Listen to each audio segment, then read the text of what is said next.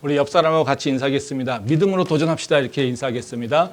믿음으로 도전합시다. 예, 믿음으로 도전합시다. 예. 오늘은 이제 아브라함과 롯의 이별이라고 하는 제목으로 말씀을 나누려고 하는데요. 오늘 읽은 말씀은 뭐 다 아시다시피 아브라함의 이야기입니다. 뭐 아브라함은 다 아시죠? 예, 믿음의 조상으로 되게 유명합니다. 그래서 이 아브라함의 그 이야기를 볼 때마다 사실 우리는 기대하는 것이 아브라함이 믿음이 좋아서 굉장히 이렇게 믿음으로 뭔가 대단한 일을 해나가는 것, 이것을 기대하게 된다는 거죠. 그리고 믿음의 조상이니까 그만큼 좀 훌륭한 모습들이 많이 나와야 된다는 겁니다. 근데 성경을 읽다 보면요, 아브라함의 그 이야기 가운데 아브라함이 훌륭한 모습은 별로 없습니다. 오히려 이렇게 실패하는 모습, 창피하고, 야, 저런 사람이 믿음의 조상일까? 이런 생각을 드는 경우가 많다는 거죠. 물론 은혜가 있게 되면요, 저렇게 죄인을, 저런 자를 하나님께서 저렇게 또 믿음의 조상을 세우시구나 하는 생각이 들어서 우리가 믿음이 있으면 그것이 좀 긍정적으로 받아들일 수 있게 되는데요. 근데 이 사람이라고 하는 것에 초점을 맞게 되면 아브라함을 보면서 우리는 오히려 뭐라고 해야 될까요? 이렇게 실족할 수 있고, 저런 인간이 무슨 믿음의 조상이야. 뭐 이런 생각을 할 수 있게 된다는 거죠. 근데 아브라함의 이야기는요, 아브라함이 훌륭한 사람이기 때문에 그 사람이 잘한 것을 칭찬하기 위한 것이 아닙니다. 아브라함이 전혀 믿음이 없는 사람이었는데 믿음이 있는 사람으로 변했다는 거죠. 그리고 이 믿음이 없는 상황 가운데 하나님을 이렇게 따라왔습니다. 부르심에. 근데 그 부르심을 따라오다 보니까 하나님을 향한 믿음이 온전해졌다는 겁니다.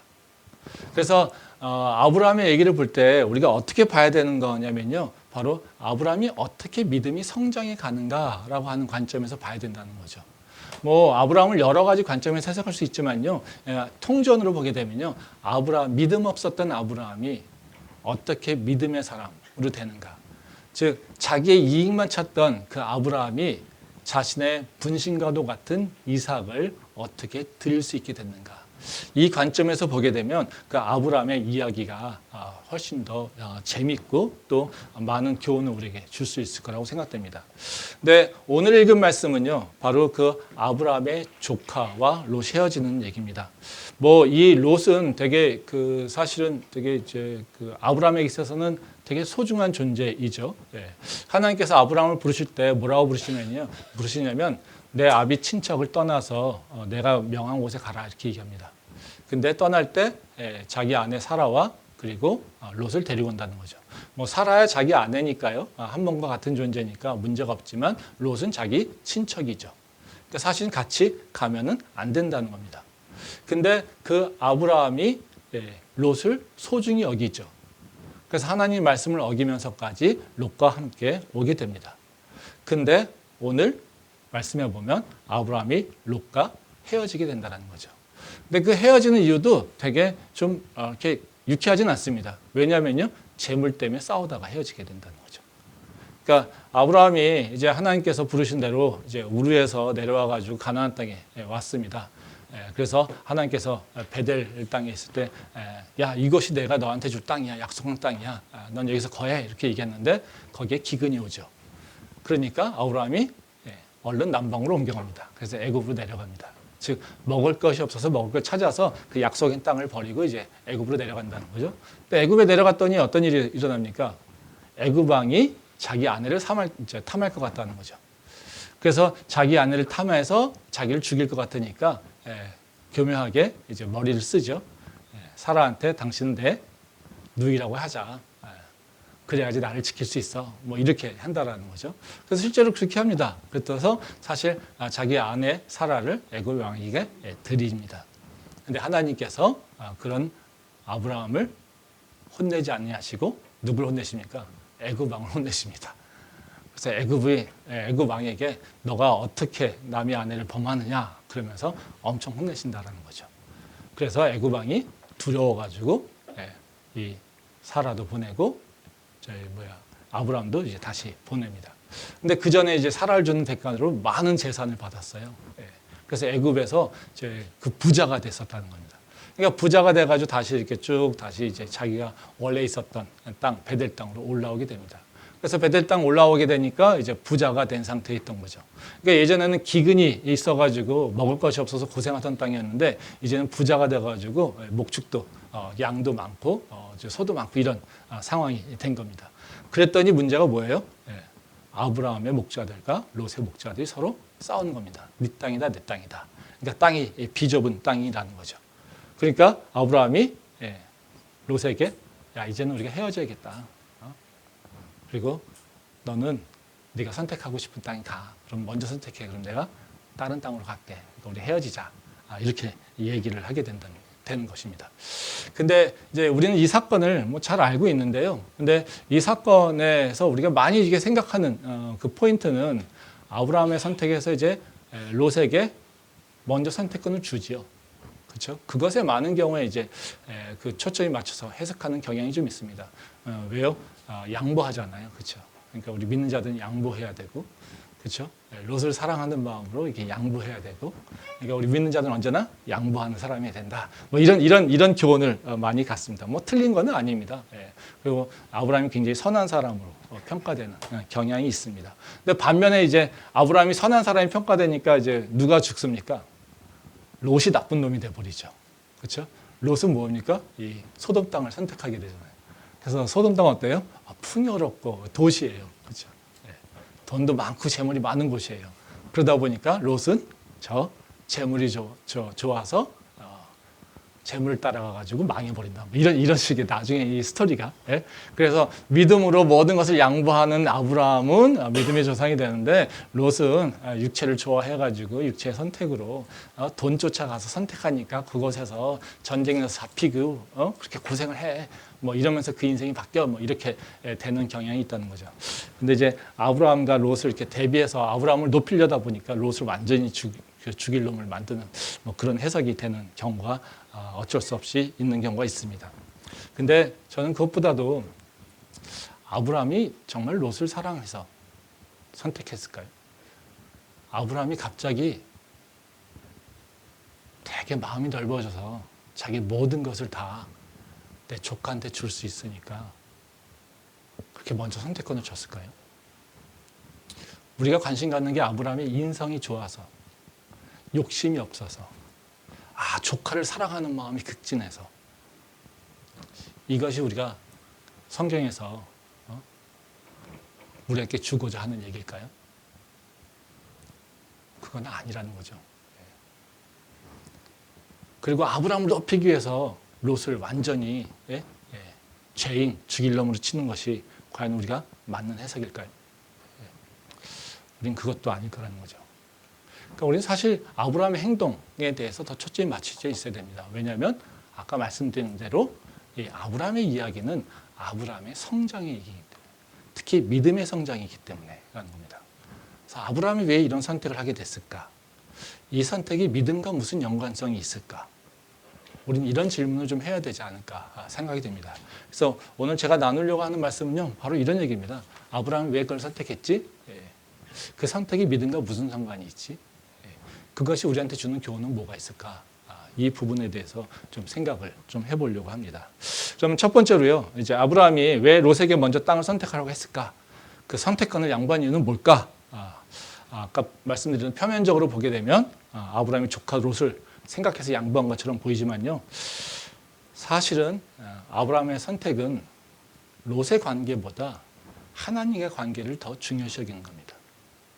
즉 하나님이 자기한테 롯보다도 더 중요하니까. 그래서 나는 롯과는 헤어질 수 있지만 하나님과는 헤어질 수 없어 라고 하는 관점에서 아브라함은 이 땅을 선택했다는 것이죠. 말씀 보도록 하겠습니다. 창세기 13장 2절부터 6절 말씀입니다. 아브라함에게 가축과 은과 금이 풍부하였더라. 그가 네게브에서부터 길을 떠나 베델에 이르며 베델과 아이 사이 곧 전에 장마쳤던 곳에 이르니 그가 처음으로 제단을 쌓은 곳이라. 그가 거기서 여호와의 이름을 불렀더라. 여호와의 일행 롯도 양과 소와 장막이 있으므로 그 땅이 그들이 동거하기에 넉넉하지 못하였으니 이는 그들의 소유가 많아서 동거할 수 없었음이니라. 이 말씀은 이제 아브라함이 지금 직면한 환경이 어떤 건지를 보여주고 있어요. 그러니까 아브라함이 애굽에서 이제 부자가 돼서 왔잖아요. 그래서 가나안 땅으로 다시 돌아옵니다. 그러니까 네게부에서부터 길을 따라 베델에 이르렀다. 이제 베델은 아브라함이 처음 하나님을 만나서 이제 그 땅에서 이것이 내가 너한테 주는 땅이야. 이곳에 머물러라고 했더니 그 땅에서 이제 제단을 쌓고 있었던 곳. 예, 이것이 베델입니다. 예. 근데 이 베델에 왔더니 어떤 일이 일어났어요? 예. 아브라함의 일행과 롯의 일행이 함께 있으므로 같이 동거하지 못하겠다. 왜? 소유가 많으니까. 이겁니다. 그러니까 하나님을 만났었던 땅, 그 하나님이 거기서 머물러고 했었던 땅, 근데 그 땅에서 벗어났었는데 다시 와보니까 너무 좋았겠죠? 근데 그 땅에서 머물러니까 어떤 문제가 생겼냐면요. 내가 가장 좋아하는, 내가 가장 아끼는 내 조카 롯과 다툼이 있었다는 거죠. 그래서 야 이렇게 싸우다 보면 너무 창피하지 않니? 이거라는 것이죠. 그래서 아브라함은 뭔가 이 좁은 땅에서 롯과 살아가는 것에 대해서 뭔가 고민하게 되고 해결을 해야 된다는 겁니다. 그러면 여기서 아브라함이 이제 선택할 수 있는 것은 롯과 이 땅이라고 하는 두 개의 관점에서 조합을 만들어낼 수 있어요. 그래서 우리 사지선다를 만들어 보면요, 그 다음 이제 슬라이드 주시면요, 아브라함이 선택할 수 있는 조건, 그 선택권은 4개입니다. 왜요? 이제 아브라함이 땅을 선택하든지 아니면 롯을 선택하는 겁니다. 그러니까 가나안 땅에 머물든지 아니면 다른 땅으로 가든지 아니면 롯과 함께하든지 롯과 헤어지든지. 그래서 조합을 보게 되면 4개의 조합이 나온다는 겁니다. 첫 번째 조합은 뭐겠어요? 롯과 함께 가나안 땅에 거주하는 겁니다. 그리고 두 번째는 롯과 함께 소돔 땅, 다른 땅, 풍요로운 땅으로 가는 거죠. 넓은 땅으로 가게 되는 거죠. 또 세 번째는요, 롯과 헤어져 가지고 가나안 땅에 거주하는 겁니다. 혼자. 그리고 네 번째는 롯과 헤어져서 자기가 소돔 땅으로 가는 거라는 거죠. 근데 여기서 보게 되면 1번 같은 경우는요, 이제 이미 불가능한 거죠. 롯과 함께 가나안 땅에 사는 것이 아브라함에게는 가장 좋은 일이죠. 그렇죠? 근데 이것은 비좁아서 살 수가 없는 곳이에요. 그러니까 1번 선택은 없어요. 할 수 없는 곳이에요. 그러면 2, 3, 4번 선택 중에 하나를 해야지 된다는 거죠. 그러면 결국에는 뭐예요? 롯과 함께 소돔 땅으로 가든지 아니면 롯과 헤어져서 뭔가 살든지 이런 것이라는 거죠. 근데 2번은 어떻습니까? 2번은. 그래서 2번, 3번, 4번 중에 어느 것을 선택하느냐는 바로 아브라함이 믿음을 중요시하느냐 아니면 하나님과 관계를 중요시하느냐 아니면 세상 것을 더 중요시하느냐 이겁니다. 아브라함에게 있어서 육체적으로 가장 좋은 건 뭡니까? 두 번째예요, 사실은요. 롯과 함께 소돔 땅으로 가는 겁니다. 그러니까 롯을까 하니까 내가 소중히 여기는 사람과 함께 할 수 있죠. 또 어때요? 헤어질 필요가 없잖아요. 뿐만 아니라 그 땅이요 되게 넓은 땅이에요. 소돔과 같이 가야 돼요. 소돔 땅으로 옮겨가면 됩니다. 그러면 그 풍요로운 땅에서 롯과 함께 그 많은 재산을 누리며 살 수 있어요. 사실 우리가 원하는 게 이런 거 아니에요? 아닌가요? 저 푸른 초원 위에 그림 같은 집을 짓고 살아가는 거. 그런 거죠. 그게 바로 이제 2번의 선택이라는 거죠. 2번 선택 하게 되면 어때요? 하나님과 관계가 깨져야 돼요. 그 문제가 생긴다는 거예요. 그러면 3번, 4번입니다. 그러면 3번과 4번은 둘 다 아픈 얘기죠. 헤어져야 되니까. 그럼 롯에게 내가 어떻게 하지? 어떤 땅을 줄까라고 하는 거예요. 그러면 아브라함이 욕심이 많고 염치가 없으면 어때요? 뭘 선택할까요? 4번 선택하겠죠. 야, 헤어지니까 우리 어차피 할 수 없지. 내가 그냥 저 땅 갈게. 이렇게 하면 되는 거죠. 근데 이거는 뭐예요? 이 인성이 정말 끝장이죠. 그렇죠? 그러니까 4번은 롯과의 관계 속에서 아브라함이 선택할 수 있는 게 없어요. 그걸 선택했다라고 하면 정말 치졸한 인간이 돼버리는 거죠. 그럼 선택할 수 있는 건 세 번째밖에 없어요. 너가 헤어져야 돼. 내가 가나안 땅에 있어야 돼. 근데 롯과 헤어지면서 내가 가나안 땅에 있을게라고 하는 말도 참 얘기하기 쉽지 않겠죠. 그러니까 뭐합니까? 선택권을 줘버리는 거죠. 그러면 롯은 분명히 뭘 선택하겠어요? 좋은 땅을 선택할 테니까요. 그러면 아브라함 입장에서 어때요? 하나님과 관계를 지킬 뿐만 아니라 롯과의 관계에 있어서도 미니멈 최소한의 관계를 유지할 수 있게 되는 거죠. 그러니까 되게 지혜롭게 선택한 겁니다. 아브라함이. 예. 그러면 이 선택을 하게 된 거는 아브라함이 뭘 얘기하고 있는 거예요, 지금요? 뭘 중요시 여겼습니까? 하나님과의 관계를 중요시. 예전에는요, 가나안 땅이라고 하는 이 베델 땅이라고 하는 것을 어떻게 생각해요? 아무렇게 중요하게 생각하지 않아요.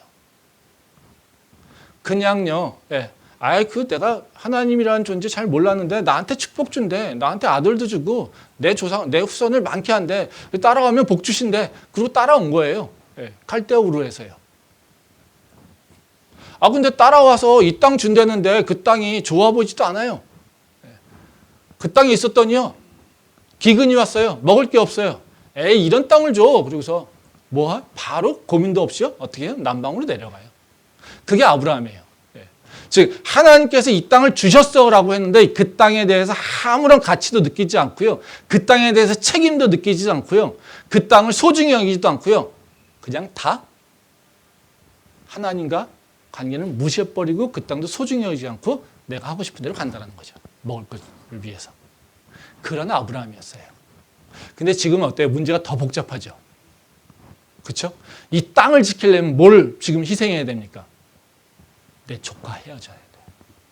내 조카가 어떤 존재였어요? 하나님이 자기를 부를 때 함께 하지 마라고 얘기했는데 그 말씀을 어기면서까지 그 한 사람만 데리고 왔어요. 그러니까 롯이라고 하는 존재는 뭐겠습니까? 어찌 보면 육체의 관계에 있어서는 아브라함에게 있어서 가장 소중한 존재예요. 근데 그 존재를 어떻게 해요? 떼어버렸다는 거예요. 뭐 때문에요? 하나님과 관계 때문에. 즉 아브라함이 되게 많이 성장한 거죠. 하나님께서는 우리한테 원하시는 게 뭐냐면요, 그냥 있는 것이 아니라 너 믿음이 계속해서 성장하길 원해. 근데 그러면 믿음의 성장이라고 하는 것이 뭐냐면요, 선택이 바뀌는 거예요. 그냥 내가 믿어요, 열심히 믿어요, 이것이 아니라요, 내가 선택이 바뀌는 건데 어떤 선택이냐면요, 하나님을 소중히 여기기에, 즉 하나님과 관계를 소중히 여기기에 내가 다른 관계를 포기할 수 있어야 되는 거예요. 이게 믿음의 성장이에요. 아브라함이 이 선택에서 칭찬받아서 이 끝나고 나서 뭐라고 하십니까? 아브라함이 어때요? 그 마음이 이 선택이 기뻤을까요? 나 이게 승리했어, 내가 이랬을까요? 아니요, 되게 힘들었을 거예요. 그러니까 이거 끝나고 나서 바로 뭐라고 합니까? 하나님께서 아브라함을 데리고 갑니다. 그리고 하늘을 봐 그래요. 그리고 동서남북을 바라봐. 그리고 그것을 걸어. 너가 보고 있는 것, 네가 가는 것, 내가 그 땅을 다 줄 거야 너한테. 하늘을 봐, 저 위에 있는 그 별들, 그만큼 내가 너에게 후손을 줄 거야. 걱정하지 마. 뭐 하시는 거예요? 위로하시는 거예요. 약속을 확인하시는 거고 믿음을 확증시켜 주시는 거예요. 아브라함이 믿음을 선택하고 그 마음이 쉽지 않았을 테니까 다시 믿음을 확증시켜 주시는 게 바로 하나님께서 주시는 또 아브라함을 향한 위로라는 거죠. 그건 뭐겠어요? 아브라함의 선택, 즉 믿음의 선택이라고 하는 것이 쉬운 일은 아니라는 거예요. 근데 그 선택을 할 수 있는 것, 더 많은 희생을 하면서까지 선택할 수 있는 것, 이것이 바로 믿음의 성장을 측정한다는 거예요. 그냥 즐겁게 와서 하나님 믿어줄게요, 내가 원하는 대로 되면 하나님 할렐루야, 내가 원하는 대로 안 되면 아이씨 하나님 어디 있어, 이런 상태. 내가 막 열심히 해, 하나님이 좋아가지고 하나님이 나한테 막 좋은 걸 주니까 막 좋아서 더 열심히 해. 이거 믿음의 성장 아니라는 거예요. 그런 거는 믿음과 연결성이 없다라는 거예요. 그래서 우리가 하나님을 따라가고 믿음이 성장한다는 것이 무엇인지를 구체적으로 생각하고요. 우리가 그 믿음에 성장하는 방법으로 그 방향성으로 우리의 선택이 바뀌어야 된다는 겁니다. 그게 바로 우리가 가져야 될 바로 아브라함에서 얻어야 되는 교훈이라는 거죠. 그러면 아브라함이 어떻게 이 롯을 포기하고 하나님 말씀을 따라서 가나안 땅을 선택할 수 있었을까요? 그게 중요한 거겠죠. 아브라함의 믿음이라고 하는 게 어떻게 바뀌었냐는 거죠. 그러니까 아브라함이 이 롯을 포기하고 가나안 땅을 지킬 수 있었던 이유는요, 하나님의 존재를 다시 새롭게 인식하게 됐습니다. 애굽에서요. 그리고 그 하나님의 존재를 인식하게 되면서 하나님을 두려워하는 마음이 있었다는 거죠. 한번 말씀 보겠습니다. 창세기 12장 17절부터 18절 말씀입니다. 여호와께서 아브람의 아내 사레의 일로 바로와 그 집에 큰 재앙을 내리신지라. 바로가 아브람을 불러서 이르되 네가 어찌하여 나에게 이렇게 행하였느냐? 네가 어찌하여 그를 내 아내라고 내게 말하지 아니하였느냐? 예. 이 말씀은 이제 아브라함이 애굽에서 경험한 것이잖아요. 예. 아브라함이 가나안 땅에서 기근을 피하기 위해서 애굽을 갔더니 거짓말 쳤어요. 그랬더니 누가 두려워서요? 애굽 왕이 두려워서요. 근데 애굽 왕이 하나님을 만났어요. 하나님께서 애굽 왕이 와가지고 막 엄청 혼내셨어요. 그랬더니 애굽 왕이 지금 뭐라고 합니까? 너 왜 나한테 이렇게 큰 죄를 저질렀어? 너 때문에 내가 죽을 뻔했잖아. 이거예요.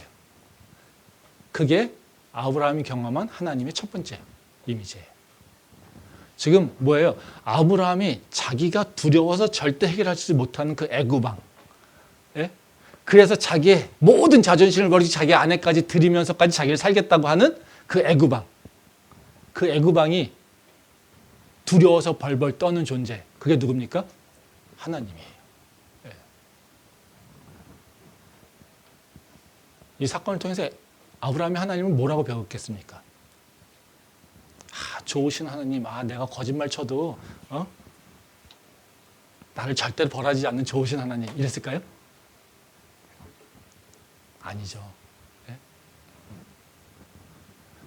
내가 그냥 복 준다고 따라온 하나님인데, 그 하나님이 내가 생각한 거와 다르네. 내가 가장 두려워하는 존재들이 벌벌 떠는 존재네. 내가 이제는 그 분의 말씀을 듣지 않으면 저 애굽 왕도 벌벌 떴는데 나는? 그것이 느껴지지 않았겠어요? 그러니까 하나님을 두려워했다라는 거죠. 믿음이라고 하는 건 어떤 거냐면요, 하나님을 경외하는 것에부터 시작이에요. 믿음이 성장하는 건요, 하나님을 그냥 좋아요 이런 거보다요, 하나님을 두려워하는 마음이 있어야 돼요. 그게 바로 우리가 믿음의 선택을 할 수 있는 이유가 되고요, 그 믿음의 특성이 되어버리는 거예요. 말씀 보겠습니다. 빌립보서 2장 12절 말씀입니다. 그러므로 나의 사랑하는 자들아, 너희가 나 있을 때뿐 아니라 더욱 지금 나 없을 때에도 항상 복종하여 두렵고 떨림으로 너희 구원을 이루라. 이 말씀은 이제 사도 바울이 빌립보 교회 성도들에게 하나님의 자녀로서 어떻게 살아가야 되는지 그것에 대해서 핵심적인 얘기를 해주고 있는 거예요. 그래서 여기서 주목해야 되는 건 뭐냐면요, 뭐라고 마지막에 그런 얘기하죠. 항상 복종하여 두렵고 떨림으로 너의 구원을 이뤄라, 이렇게 얘기합니다. 이게 잘못 해석하면 그렇게 해석될 수 있어요. 너희가 벌 받을까봐 구원을 받기 위해서 너희가 열심히 하나님을 두려워해, 이렇게 생각할 수 있다는 거죠.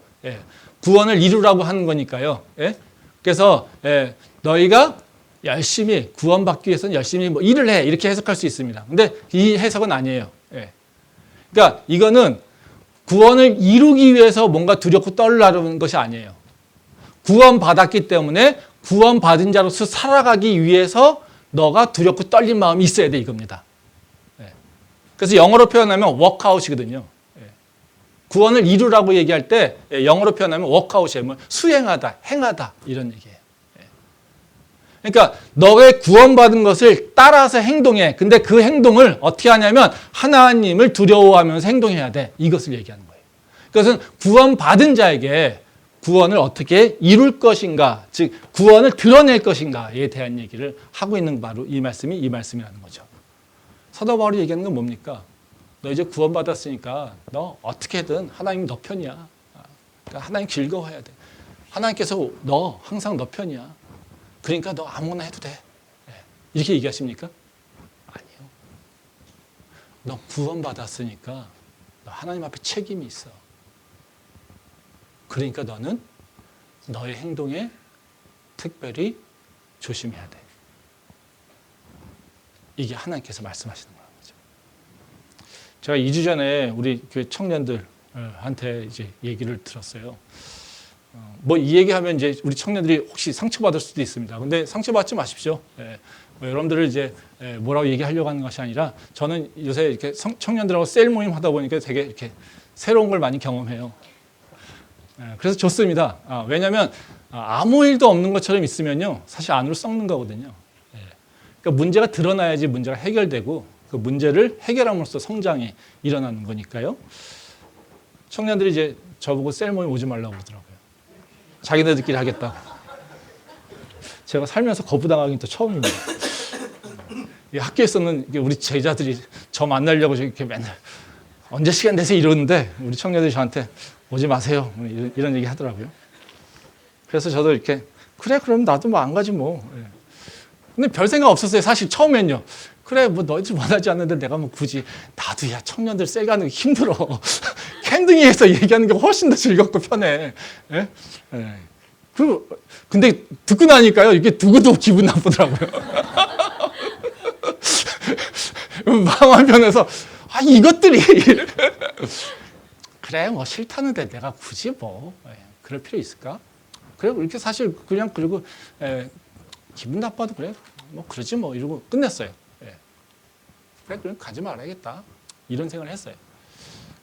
근데 제가 그러고 나서 기도하는데요, 갑자기 두려움이 쭉 오는 거예요. 네가 잘한 선택이냐 이러는 거죠. 인간 체형적으로 선택은 최선이 그냥 그래 너희 원치 않는데 내가 뭐 굳이 나도 힘들어 내가 가고 싶어 갔니? 그래 안 갈게. 그러면 아무런 문제도 없고요. 편안해요. 근데 하나님 앞에 딱 섰는데요, 제가 두려움이 밀려오는 거예요. 네가 거기 왜 갔는데? 라는 거죠. 네가 왜 가기 시작했는데? 제가 거기 간 거는 인간 체형적으로서 간 게 아니라요, 사역자로서, 믿는 자로서, 믿음을 세우려고 하는 자로서, 사명을 받은 자로서 갔다는 거죠. 그래서 하나님한테 갑자기 두려움이 생기더라고요. 너가 청년들한테 뭐 했는데? 청년들이 좀 불편해한다고 네가 안 가? 그럼 네가 안 가면 청년들이 성장할까? 네 책임을 다하는 걸까? 하나님 뭐 안 가는 게 편하지 않아요? 교회 평안을 위해서 좋은 거죠. 그런 거짓말 하지 말고 스스로 위안하지 말고 솔직하게. 제가 그 마음이 확 들어오면서 다시 생각했어요. 그때는 제 감정이 아니라 하나님 그럼 객관적으로 어떻게 해야 되죠? 어떻게 해야지 제가 하나님 앞에 부끄럽지 않겠습니까? 사실 이거를 물어봤어요. 저한테 가졌던 마음은 그거예요. 그러면 너의 감정을 선택하지 말고 객관적으로 좀 바라보자. 너 가는 것이 도움이 된다라면 가야 돼. 너 가는 것이 도움이 안 된다면 가지 말아야 돼.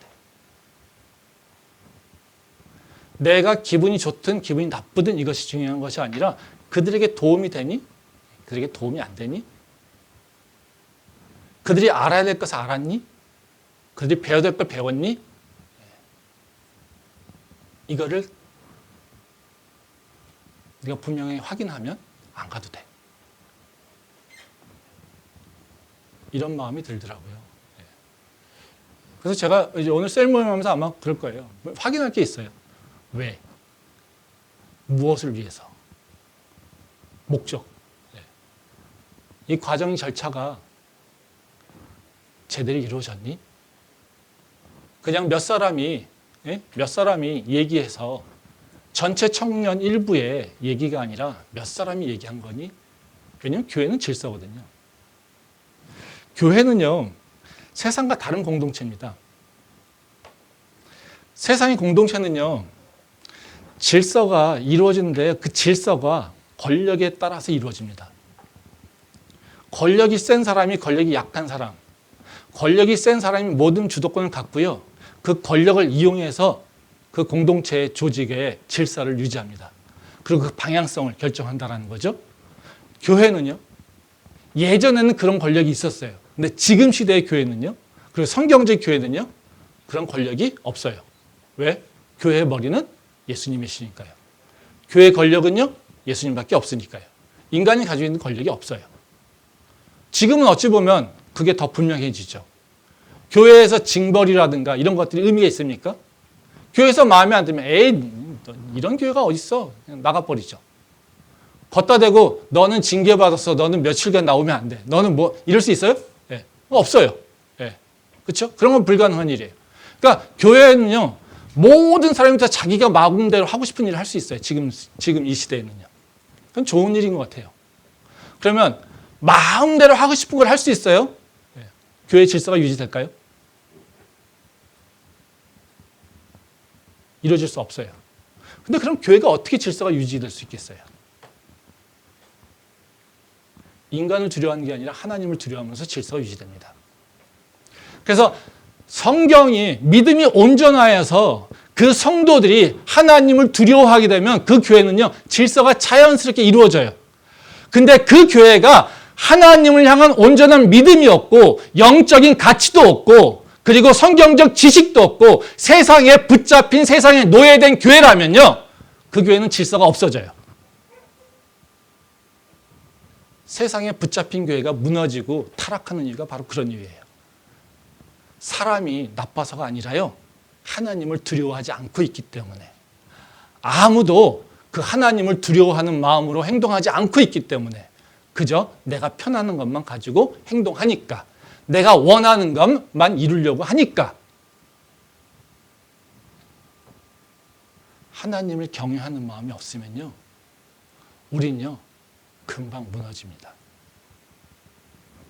이 세상의 교회에서 누가 누구를 이래라 저래라 할 수 있습니까? 제가 여러분들한테 이래라 저래라 하면 듣겠습니까? 아, 우리 목사님이 그러셨어. 아니요. 당장 속으로 그런 마음 들걸요? 지가 뭔데? 그게 현실이에요.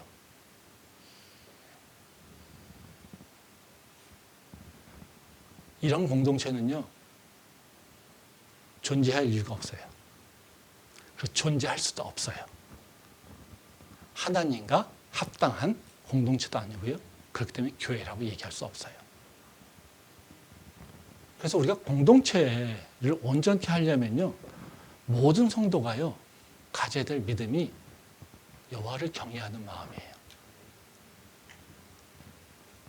내가 하고 싶은 것이 있어도요, 하나님 앞에 온전한지를 먼저 스스로 체크하는 거예요. 그리고 하나님을 두려워하는 마음으로 내가 행동하는 거예요. 사람을 보고 행동하는 것이 아니라요, 하나님 앞에 두려움이 없는지 그것을 가지고 행동한다라는 거죠. 전 우리 교회가 이런 믿음이 있으면 좋겠어요. 아브라함이 가나안 땅이 아니라 소돔 땅을 선택한다 하도요, 롯은 아무런 말을 못해요. 그런데도 불구하고 아브라함이 소돔 땅을 선택하지 않는 이유는요, 하나님이 두렵기 때문에 그래요. 그 믿음이 하나님께서 우리에게 기뻐하시는 믿음이라는 거죠. 그러면 우리가 하나님을 두려워할 때 무엇을 해야 될지, 이것도 좀 판단 기준이 좀 있어야 되겠죠. 그럼 하나님을 두려워하는 자는 뭘 할까요? 다른 것이 아닙니다. 영적인 것에 가치를 줄 수 있는 믿음이 있어야 돼요. 우리가 추구하고 있는 방향성이 영적인 가치하고 부합된 거여야 돼요. 육체나 물질이나 이런 것들이 가치가 아니라요. 하나님 말씀에 부합하고 하나님에게 더 가까워지는 것, 이것의 가치를 우리가 인정하고 그것을 선택하는 게 바로 우리가 해야 될 일인 거예요. 말씀 보겠습니다. 요한복음 4장 24절부터 26절 말씀입니다. 하나님은 영이시니 예배하는 자가 영과 진리로 예배할지니라. 여자가 이르되 메시아 곧 그리스도라 하는 이가 오실 줄을 내가 아노니 그가 오시면 모든 것을 우리에게 알려주시리이다. 예수께서 이르시되 네게 말하는 내가 그라 하시니라. 이 말씀은 예수님께서 사마리아 여인과 대화하는 마지막 구절이에요. 이 말씀은 지난주에 저희 캠둥이하고 올리브 수련회에서 나눈 말씀이기도 합니다. 그러니까 회복에 대한 얘기를 하고 있는 거거든요. 근데 예수님이 아무런 열정과 아무런 희망과 소망이 없는 여인을 우물가에서 만나가지고 몇 마디 대화하시면서 그 여인을 완전히 바꿔버리십니다. 근데 그 여인과 대화하면서 예수님이 끌고 가는 방향성은 뭐냐면요. 그 여인이 놓치고 있었던 영적인 가치를 깨우쳐 주시는 거예요. 그래서 처음에 예수님께서 그 여인과 물에 가지고 얘기를 합니다. 물 가지고 얘기하면서 계속 육체의 것을 가지고 얘기를 합니다. 근데 계속해서 예수님께서 뭐라고 얘기하시냐면요. 너가 갖고 있는 물과 내가 주는 물이 달라 이거예요. 너가 지금 찾고 있는 물과 내가 주고 있는 물이 달라. 뭐예요? 그 여인은 육체의 것을 따라서 계속 살아온 거예요. 근데 예수님은 너가 회복하고 네 삶이 바뀌려면 육체의 것이 바뀌는 것이 아니라 영적인 것이 바뀌어야 돼. 네가 찾는 것이 달라져야 돼. 네가 누리는 것이 달라져야 돼. 네가 소유하고 있는 것이 달라져야 돼. 이것을 깨우쳐 주세요. 그래서 관계성도 얘기를 하십니다. 그리고 마지막에 얘기하시는 게 그거예요. 하나님은 영이셔 이겁니다. 하나님에게 영적으로 나가야지 너가 하나님과 관계가 회복될 수 있어. 이 얘기를 하고 예수님이 메시아인 것을 그 여인이 깨닫습니다. 그리고 어떻게 해요? 아무런 열정이 없었던 여인이 물동이를 놔두고 마을로 내려가서 소리치며 예수 그리스도를 전합니다. 그 여인이 바꾼 건 뭡니까? 내 몸, 내 육체, 이 편안한 거, 이 욕구를 채우려고 살던 모습에서 뭐요? 와, 하나님이 영이시래. 우리가 영적으로 회복해야 돼. 그 영이 회복될 때 우리 삶이 회복돼야 돼. 이것을 깨우치면서 그 삶이 바뀐다는 거예요. 지금 아브라함이 롯과 헤어지는 과정에서 아브라함에게 지금 경험한 건 뭡니까? 롯이 너무 그 소돔 땅이 너무 풍요롭지 않습니까? 근데 가나안 땅은 너무 비좁잖아요. 근데 롯은 그러니까 아브라함은 선택하는 걸요. 뭘 선택합니까? 저 풍요로운 소돔 땅을 선택하는 것이 아니라요. 가나안 땅을 선택해요. 비좁고 어찌 보면 물도 없는 땅. 그 이유는 뭡니까? 아브라함의 선택은요. 바로 물질에 있는 것이 아니라 육체에 있는 것이 아니라 하나님과 관계인 영적 가치에 있다는 거예요. 교회가 해야 될 일은 뭐냐면요. 영적 가치를 모르는 사람이요. 영적인 가치를 깨우쳐주는 거예요. 그걸 통해서 그냥 아무런 생각 없이 왔던 사람이요. 우리는 영의 존재야. 우리는 영혼육의 존재라고 하는 것을 깨우치게 되면서 내가 육체만 바라보던 것이요. 내 안을 바라보게 되는 거고요. 내 내면 속 깊은 곳에 내 영을 바라보기 시작한다는 거예요. 인간이 내 안에 있는 내 영혼육에서 가장 근간이 되는 영혼을 바라보지 못하고 있다면요. 그건요. 하나님과 관계를 형성할 수도 없고요. 그리고 살아있는 생명으로 살아갈 수가 없어요. 교회가 생명을 나눌 수 있는 건 뭐냐면요. 바로 영적으로 죽은 자에게 다시 그 영적으로 다시 회복되게 하는 겁니다. 돈이 없는 자에게 돈을 주는 것이 아니라요. 건강이 없는 자에게 건강을 주는 것이 아니라요. 그것이 교회가 할 일이 아니라요. 영이 죽어 있는 자에게 다시 영을 소생시키는 게 우리가 해야 될 일인 거죠. 어떻게 해요? 말씀으로요. 기도로요. 예배로요. 찬양으로요. 이 모든 것이 다 어떻게 해요? 영이신 하나님과 만나는 과정이니까요. 그래서 교회의 모든 활동들은요, 어느 쪽에 초점 맞춰야 됩니까? 영적인 것에 방향성을 두고 있어야 된다는 거예요. 셀 나눔에서도 마찬가지인 거고요. 교제도 마찬가지인 거고요. 모든 것에서 뭐를 향해 가야 됩니까? 우리는 어떤 영적인 열매를, 우리의 나눔을 통해서 하나님을 더 얼마나 알았을까? 우리가 하나님을 더 어떻게 하면 가까워질 수 있을까? 영이신 하나님을 어떻게 우리는 더 이해할 수 있을까? 이것이 바로 교회 안에서 이루어져야 될 일들이에요. 그런데 그것이 아니라 다른 세상의 것, 어느 땅이 좋은지, 어느 땅이 풍요로운지, 어떤 게 내게 기쁨을 줄 것인지, 어떤 게 내 만족을 줄 것인지, 어떤 게 내가 편안함을 줄 것인지, 어떤 게 내게 기쁨이 될 것인지, 이걸 따지고 있으면요, 그 인생은 절대로 하나님과 관계 맺지 못한다는 거예요. 교회 공동체가 그러고 있으면요, 그 교회 공동체는 영성을 잃어버리게 된다는 거예요. 그 교회가 어디로 가는지, 내가 교회에 와서 어떤 회복을 경험하게 되는지, 그것은 내가 지금 어떤 가치를 추구하고 있는지 이거에 따라서 결정된다는 거죠. 전 우리 교회가 아브라함이 성장하는 것처럼 성장하기를 원합니다. 우리가 아직까지 미약하고 연약하지만 하나님께서는 우리의 미약함을 아십니다. 그리고 하나님께서는 우리에게 다시 하나님이 누군지를 깨우쳐 주시고요. 우리가 새롭게 선택하게 하십니다. 그 과정 속에서 우리가 시험을 이기고요. 모든 어둠의 도전을 이기고요. 주님의 말씀으로 다시 새로워질 수 있는 우리 모두 될 수 있기를 간절히 소망합니다. 기도하겠습니다.